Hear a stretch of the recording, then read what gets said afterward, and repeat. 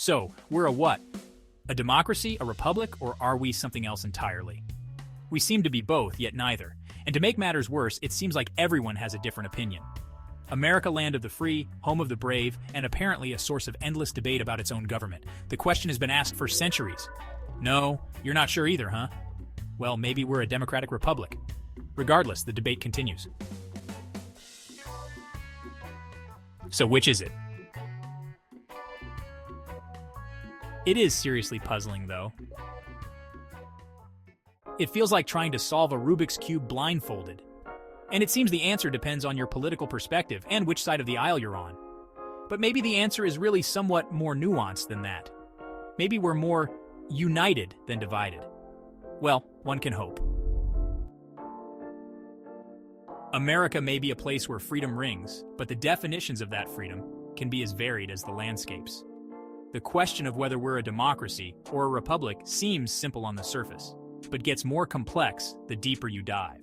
It's a question that's been kicking around probably since the founding fathers were throwing tea in the harbor. They were visionaries, but even they couldn't foresee the debates we'd be having centuries later. Some folks will swear on their powdered wigs that we're a republic, pure and simple. They point to the Constitution and say, "See, it's right there in black and white." Others will bang the drum for democracy louder than a bald eagle on the 4th of July. They argue that the essence of America is in its democratic principles, where every voice matters. And then there are those who just shrug and say, hey, as long as I get to complain about the government, I don't really care what it's called. For them, the labels are less important than the freedom to express their opinions.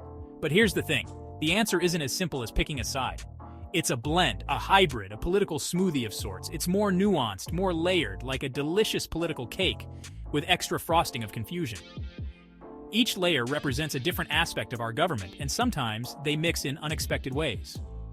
So buckle up, Buttercup, because we're about to dive headfirst into the wonderful, wacky world of American governance.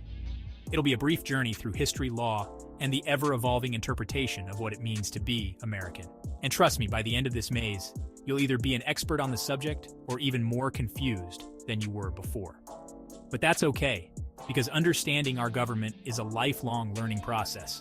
And it'll probably take longer than the next 2 minutes, but hey, I'll try my best to make it an entertaining ride. So grab your popcorn, sit back, and let's unravel this together.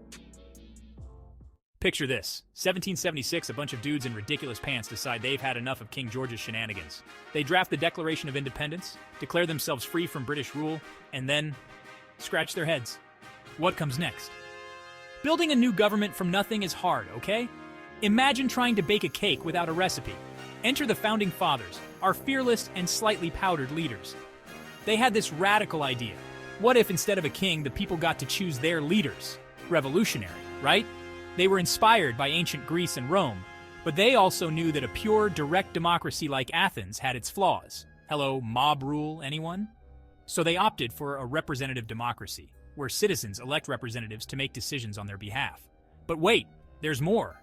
To prevent any one person or group from having too much power, they created a system of checks and balances, dividing the government into 3 branches: the executive, the legislative, and the judicial.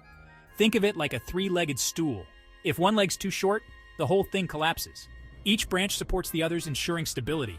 This, my friends, is the essence of a republic, a system where power is held by the people and their elected representatives, and the government is ruled by law, not by a monarch or a single party. It's a delicate balance of power.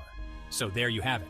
The Founding Fathers, in their infinite wisdom, created a system that was both a democracy and a republic.